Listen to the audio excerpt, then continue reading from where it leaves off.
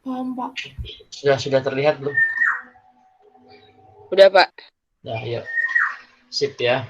Saya mulai aja ya. Oke. Assalamualaikum warahmatullahi wabarakatuh. Waalaikumsalam Waalaikumsalam warahmatullahi warahmatullahi wabarakatuh. wabarakatuh. Waalaikumsalam warahmatullahi wabarakatuh. Selamat pagi, salam sehat untuk kita semuanya. Ketemu lagi dengan Pak Cip di masa PJJ pandemik. Kalau dilihat dari beritanya setiap hari Jakarta semakin naik ya. Ini membutuhkan keseriusan dari semua warga. Terapkan tuh 3M-nya, harus benar-benar oke. Cuci tangan pakai sabun, di air mengalir. Kalau ada teman kamu mau ngajak ketemuan atau mau ke rumah, tolaklah dengan halus. Bukan nggak boleh, tapi ditunda. Ya, yang biasa cepika-cepiki, salaman. Ini kan berikan tos nih aja. Tos apa namanya? Kalau kata anak saya, tos tonjok pak katanya. Tos tonjok aja katanya. Tos tonjok ini nggak usah salaman dulu untuk sementara waktu gitu ya. Ada kerumunan, minggir aja dulu, minggir gitu. Mau dibilang orang takut terserah gitu ya. Karena wabah ini tidak dapat diduga. Hati-hati ya. Ada wabah, orang ngomong ya jatuh, apa yang keluar dari mulutnya entah angin entah apa ada virusnya, kamu nggak usah sampai pegang, tangan kamu ngocok-ngocok mata karena kamu lebih baik di mana, di rumah saja. Ya pesan dari Pak Cip, penting itu karena memang semakin hari di sini Jakarta semakin banyak.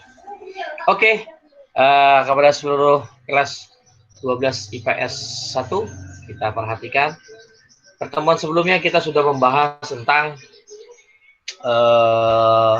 sejarah reformasi yang secara umum saya belah dua. Batasannya apa? Pemilihan presiden secara langsung. Kenapa saya pilih ini? Karena ini peristiwa bersejarah. Sejak Indonesia merdeka sampai tahun 2004 ya, itu kita tidak pernah memilih presiden secara langsung.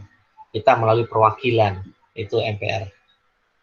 Ya, MPR DPR. Sekarang tidak. Sekarang rakyat memilih langsung. Nah, disitulah saya belah menjadi dua. Yang sebelum sudah kita bahas pertemuan sebelumnya, ya nanti segera mungkin saya akan bahas soal-soalnya, gitu ya.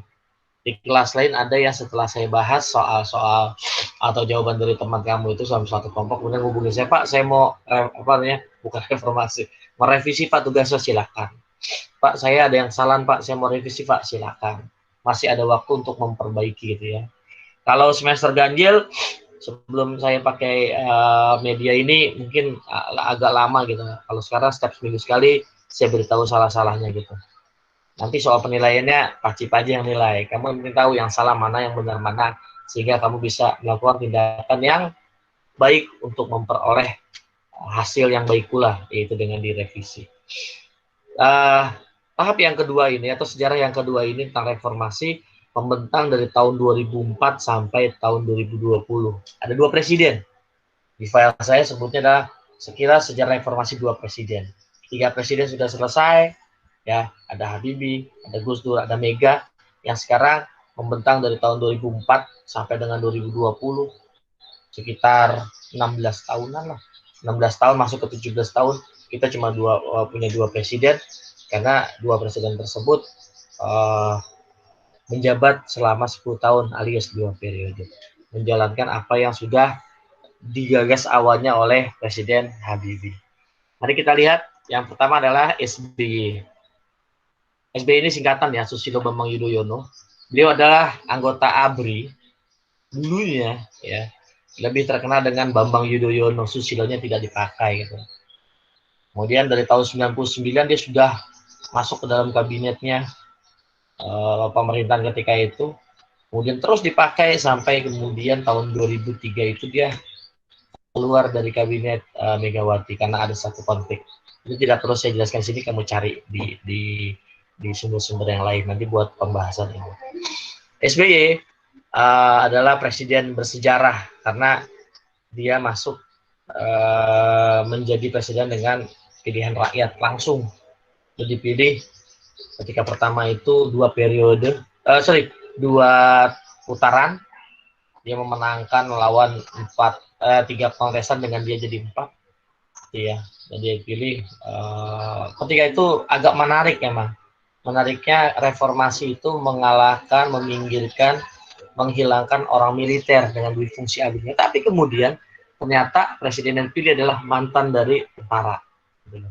SBY ini adalah purnawirawan dari ABRI yang kemudian tertarik untuk bergabung ke pemerintahan dan juga kemudian mendirikan partai tersendiri yang namanya Partai Demokrat. Ketika dia menjabat sebagai presiden tahun 2004, dia menamakan kabinet adalah Kabinet Indonesia Bersatu. Wih, keren. Kabinet Indonesia Bersatu. 2 tahun dia memerintah, hutang yang membesar ya di zaman Soeharto, di akhir zaman Soeharto, membesar ya. Kita sudah utang dari sebelum membesar banget gitu di zaman Soeharto ketika itu untuk menstabilkan perekonomian karena guncangan krisis ekonomi.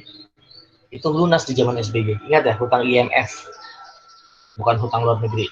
Hutang luar negeri itu banyak, salah satu IMF. Dan ketika itu IMF dilunasi itu dikonfirmasi oleh IMF oleh Indonesia yang bisa dibilang salah satu kalau saya baca di ini pembanggaan dan prestasi SBY di masa periode pertama.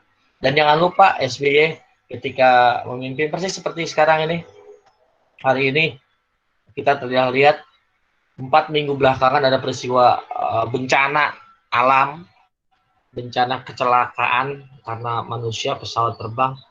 Yang terakhir itu adalah banjir di Kalimantan, kemudian gempa di Sulawesi.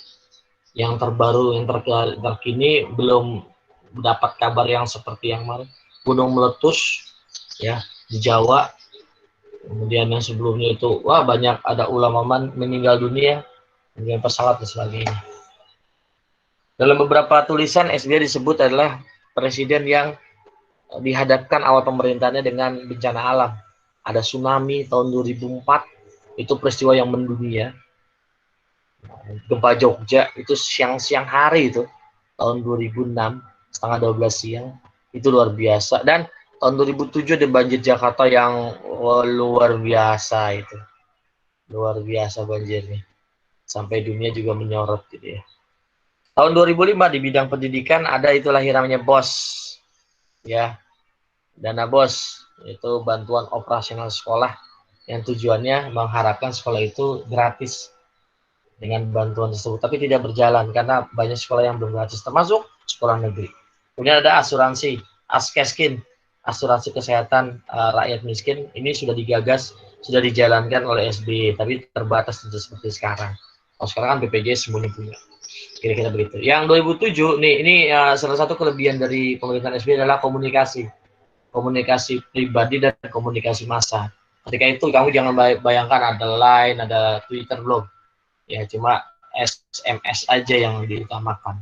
Jadi dibuka tahun 2007 dibuka, belum ada 3 hari, 4 hari, 5 hari itu langsung servernya jebol, tanda kutip jebol ya, karena terlalu banyak pengaduan. Karena diperbolehkan untuk mengadu lewat SMS dengan Presiden SBY gitu kayak itu.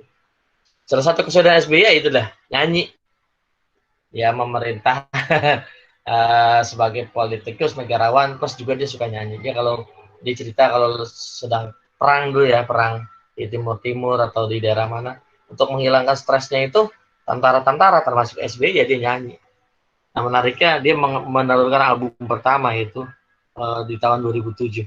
Dan ini kali pertama mungkin presiden Indonesia yang mengeluarkan album gitu ya.